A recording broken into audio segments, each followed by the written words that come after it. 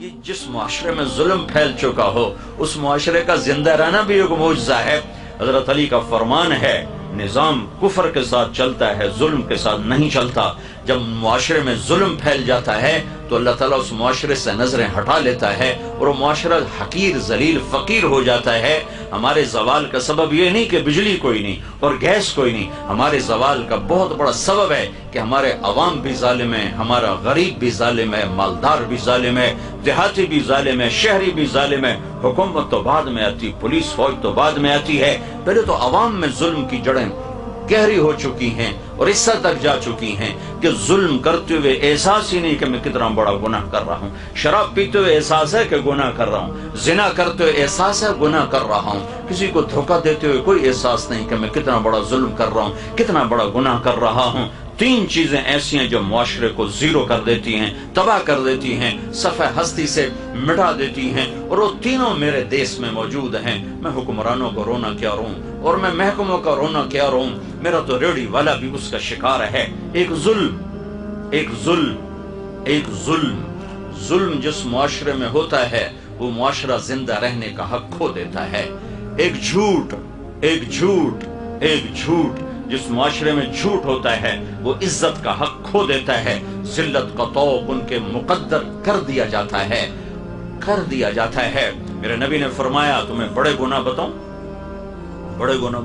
کہی کیا؟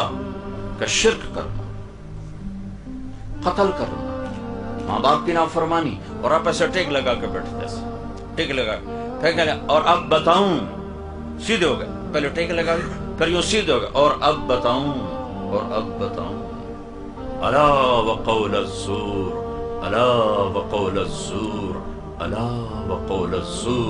اور جھوٹ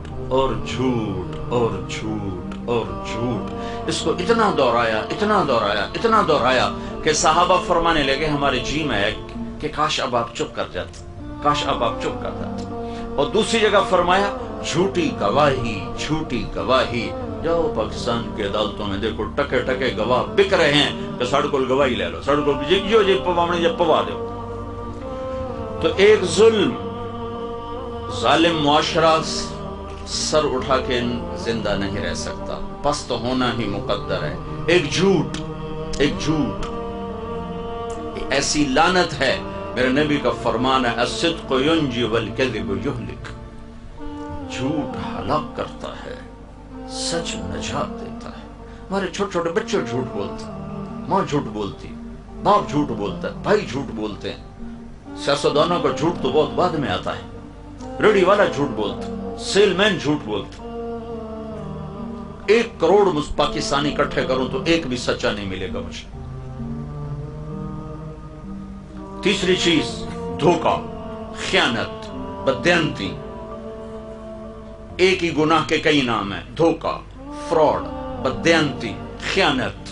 جس معاشرے میں خیانت، دھوکہ، فراڈ، بددیانتی داخل ہو جائے اس قوم کے لیے زوال ایسا ہی یقینی ہو جاتا ہے جیسے شام کو سورج کا ڈوبنا یقینی ہوتا ہے۔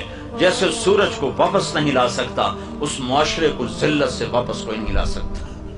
جتنے مرضی عالی شان حکمران بٹھا دیے جائیں، اگر یہ 3 کام موجود ہیں، لوگ ظالم ہوں، لوگ جھوٹے ہوں، لوگ بددیانت، دھوکے باز، فراڈی ہوں، تو دنیا کی کوئی طاقت انہیں عزت کے سیڑھیوں پر نہیں چڑھا سکتی۔ ان کے لیے ذلت کی گہرائیاں مقدر ہو گئیں۔ لا الہ الا اللہ محمد رسول اللہ علیہ صلاة اللہ وآلہ والأحبہ۔ لا الہ الا اللہ محمد رسول اللہ علیہ صلاة اللہ وآلہ والآلہ